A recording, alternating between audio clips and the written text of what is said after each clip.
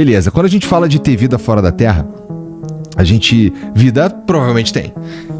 Mas e vida inteligente? Tá legal, mas o que a gente chama de vida inteligente e o que a gente chama de vida? E aí foi uma paradinha que a gente tá pensando aqui. A coisa mais básica que um ser vivo faz é respirar? Vírus, ele é vida? Pois é. Pra muita gente não. Porque o vírus ele não consegue sobreviver sozinho. Uhum. O vírus precisa chegar numa outra célula, jogar o material dele na célula, porque é o vírus, né, que causa gripe, Covid e tudo mais. Um vírus sozinho aqui, ele não, para muita gente não é vida. Então, o que definiria a vida? Será que a vida é o fato de você conseguir se reproduzir? Será que é o fato de você conseguir propagar o seu material genético? Será que é o fato de você conseguir sozinho reproduzir, propagar o material genético, etc e tal? Então, isso já começa uma discussão gigantesca. Então, acho que antes de respirar, você tem essa outra coisa aí. Porque o vírus, por exemplo, ele não respira, mas o vírus tem material genético. Um vírus, ele é uma célula, ele tem uma capinha, uma membrana, uma capinha de gordura em volta dele e dentro dele tem um material genético. Como que ele sobrevive? Ele não reproduz. Ele tem que chegar numa célula, contaminar a célula com material genético e aí vai ter a reprodução. Então tem isso. Será que ele é vida? Não é? Então vamos lá, vamos supor que vírus não seja vida. Aí o tipo mais simples de vida que a gente tem é uma bactéria. Bactéria já é uma vida. Então a bactéria já vive sozinha, ela já se reproduz, entendeu? Ela já consegue transferir, propagar, né, a espécie dela, vamos dizer assim, propagando o material genético dela e tudo mais. Então a bactéria seria um tipo de vida. E aí você começa a ter vidas mais complexas, vidas pluricelulares, até chegar em alguma coisa que seja uma vida bem complexa mesmo, algum bicho, alguma coisa assim, até dar um salto gigantesco e chegar na gente. Que a gente considera, qual que é o grande problema disso aí? Que muita coisa a gente faz comparado com a gente mesmo. É errado pra caramba. Mas isso tem um nome, chama-se antropocentrismo. Tudo que a gente vai falar de vida, a gente põe como exemplo a espécie humana. Porque nós somos o único tipo de vida que a gente conhece no universo. Por exemplo, é baseado na experiência que a gente tem de uma civilização mais avançada. Encontrar uma menos avançada e destruir... tipo portugueses, espanhóis e tal, que a gente acha que quando a gente encontrar uma civilização mais avançada, ela vai destruir a gente. Quem diz que o cara vai se comportar do mesmo jeito? Então quando a gente vai procurar qualquer coisa, a gente tá procurando alguma coisa parecida com o que a gente conhece. Exatamente. Pode ser que a vida seja uma outra coisa totalmente diferente. É o lance da teoria da floresta negra, que é a teoria do medo. Mas medo baseado em quê, cara? Nós é que temos medo. Quem disse que a outra civilização vai ter medo? Bom, eu tenho certeza que se eles que acharam a gente, eles não têm nenhuma razão pra ter medo, de fato. Né? Exatamente. Esse antropocentrismo, ele pode atrapalhar. Porque a gente pode estar olhando aqui, ó, sempre a vida como a gente conhece. A vida baseada no carbono, precisa ter água, precisa ter lá os elementos químicos, determinados elementos químicos, precisa ter energia, precisa ter um monte de coisa. Pode ser que tenha uma outra vida aqui, ó, que a gente tá nem de olho nela. Por exemplo, a vida baseada no silício. Será que ela pode existir?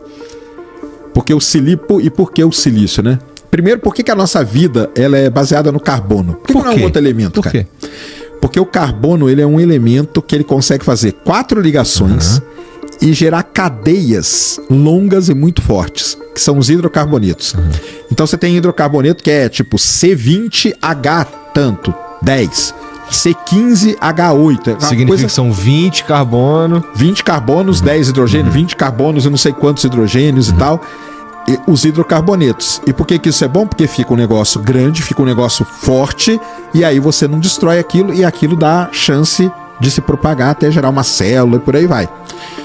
O outro elemento que é parecido com o carbono na tabela periódica é o silício. Ele tem as mesmas propriedades, ele faz 4 ligações e ele poderia fazer essas cadeias. Então, a vida poderia, teoricamente, então, ser baseada no silício? Poderia. A vida pode ser baseada no silício. Muita gente fala assim, temos que procurar a vida baseada no silício e tal, entendeu? Porque o silício é esse elemento. Podemos também, entendeu? Deve ter tanta coisa por aí, tanto elemento que a gente nem sabe que tem, ou não? Não tem. O que acontece é o seguinte, cara. Todos os elementos, eles são gerados, não importa onde no universo você esteja. Os elementos são gerados dentro de uma supernova. Uma estrela que é muito maior que o Sol, 10 vezes maior que o Sol, ela vai queimando os elementos químicos, hidrogênio, hélio, carbono, nitrogênio, oxigênio, pá, vai queimando. Chega uma hora que ela vai queimar o ferro, que é o elemento mais pesado que tem. Quando ela queima o ferro, ela não suporta o próprio peso.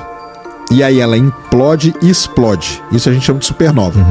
Quando acontece isso, todos os elementos químicos são jogados para o universo. Nós somos poeira de estrelas, igual dizia o Carl Sagan. Então, assim, o pessoal fala assim, mas deve ter um elemento tal em tal lugar. Não tem. Aqui na Terra tem. Porque aqui na Terra, os químicos, eles fizeram vários elementos sintéticos. Então, por exemplo, plutônio. O plutônio foi um elemento feito na época da Segunda Guerra Mundial, da bomba atômica, porque a gente conhecia o urânio, só que o urânio tinha muito pouquinho. Aí um cara foi lá, o Fermi, o Enrico Fermi, e inventou o plutônio.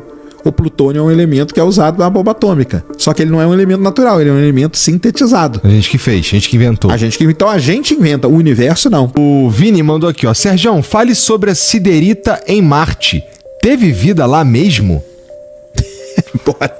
Cara, essa é uma das grandes questões, né? A NASA mandou um robô pra lá que custou 3 bilhões de dólares. Pra quê? Pra achar vida, cara. E atualmente ele só tirou foto de pedra. Imagina se o contribuinte americano tá feliz com isso.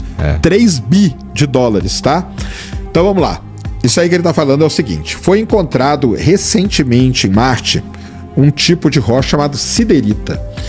Essa rocha siderita ela é muito importante, por quê? Porque aqui na Terra, essa rocha aí, ela está muito, muito ligada com a vida. Tá. Entendeu? O problema é o seguinte, cara. E aí que o grande problema de Marte, de tudo que é relacionado com a vida, é assim. Vamos só, temos aqui esse cristal aqui, ó. Vamos supor que eu descubra que esse cristal aqui foi gerado por vida. Tá. Então ele pode ter sido gerado por vida ou pode ter um processo geológico que gera esse cristal aqui. E qual que aconteceu? Não sei. Só se eu pegar esse cristal, trazer para o meu laboratório aqui e observar ele aqui. Aí eu vou falar, aqui ó, eu vi aqui uns pedacinhos de coisa aqui que é vida. Então isso aqui foi gerado por vida. É isso que a gente faz com a siderita. A siderita aqui na Terra, ela é um mineral que ele é gerado por vida. E agora o rover encontrou em Marte siderita. Entendeu? Entendi. Que é um mineral baseado no carbono. Olha o carbono aí de novo. Entendeu? Mas e aí? Teve vida ou não teve? Não sei, porque a siderita ela pode ser gerada por processos abióticos também. Então o que eu tenho que fazer? Eu tenho que ir lá em Marte, pegar essa siderita, trazer ela para a Terra para analisar. E aí eu vou saber se o que gerou aquilo foi um processo biológico ou um processo geológico. Se foi um processo biológico, Marte teve vida. Então o grande problema da vida é que a gente só tem indicações indiretas hoje. Entendeu? A gente precisa ir lá e pegar o negócio e trazer para cá. Por que a gente não foi até hoje? 11 bilhões de dólares custa a missão para ir lá resgatar a amostra. A NASA já cancelou, cara. Então, mas quem que pode ir lá buscar? Mandamos lá. Nós mandamos o rover, ele pegou as amostras, e ele tá aqui, largou os tubinhos lá e tá assim, me busque. Exatamente. Mas quem que tá com uma missão pronta para ir para lá quase? Ele. A China. Pensei que fosse... Entendi. Não, o Elon Musk não tá ligando para isso aí não. A China. A China vai fazer uma amostra de pegar. Entendi. E aí essa viagem custa apenas 11 bilhões de dólares. 11 bi. Tá. 11 bi. Aí a NASA não tem grana. A NASA não tem tanta grana como o pessoal imagina. Eles tiveram que cancelar essa missão. Passaram para algumas empresas privadas, mas é uma missão muito cara. A China não tem esse problema, né, cara? Então a China vai mandar. Agora, o mais legal, que eu até falei pro pessoal, é o seguinte. Imagina se a China vai lá e pega os tubinhos da nave americana. E aí? Você não vai poder fazer nada, cara, porque tá lá em Marte. Vai fazer o quê? Tá lá em Marte, tu não ia buscar mesmo? Ué. Né? Achei. Achar não é roubar? Tá bom, né? Já trouxe, entendeu? Entendi. Mas é isso. Não tem como, pessoal. Então, temos metano em Marte? Temos metano. O que é metano? Pum de vaca. Metano é pum de vaca. Quer dizer que tem vida em Marte? Não sabemos, porque tem processo geológico que gera o metano. Tem processo geológico que gera siderita. Tem processo geológico que gera outro tipo de coisa. Então, tudo tem um negócio que a gente chama na ciência de ambiguidade. Não tem nada, a palavrinha americana, o Igor sabe melhor que eu, unambiguous, que é inequívoca. Nós não temos nenhuma medida inequívoca de que é a vida que gerou aquilo ali. Só se a gente trouxer para cá. Por isso que é importante lá buscar essas amostras, entendeu? A gente já criou, os cientistas, eles acham que Marte teve vida há 3 bilhões de anos atrás, mas não teve depois. Por quê? Aconteceu alguma coisa com Marte que a gente não sabe ainda o que é, está sendo estudado, que aquilo ali fez com que a vida não pudesse mais existir. Principalmente porque... Elimina a possibilidade de vida. Exatamente. Ah. Então, pega Marte como exemplo. Marte teve uma vida bacteriana, vamos supor, depois ela evoluiu um pouquinho, de repente, pum, aconteceu alguma coisa que cortou a vida ali. E fim de papo, entendeu? Então, será que isso não pode ter acontecido no universo? Pode ter acontecido muito. E aí, a gente entra na famosa teoria do grande filtro. Aham. Entendeu? Será que existe um grande filtro para nós, que somos ditos inteligentes? E aí a questão é, será que nós somos os únicos que passamos por esse grande filtro? Nunca encontramos ruína de ninguém. Então, aí a gente não consegue ver ninguém porque ninguém passou. Ficou todo mundo preso lá para trás. Ou será que pior, todo mundo já passou e a gente ainda não?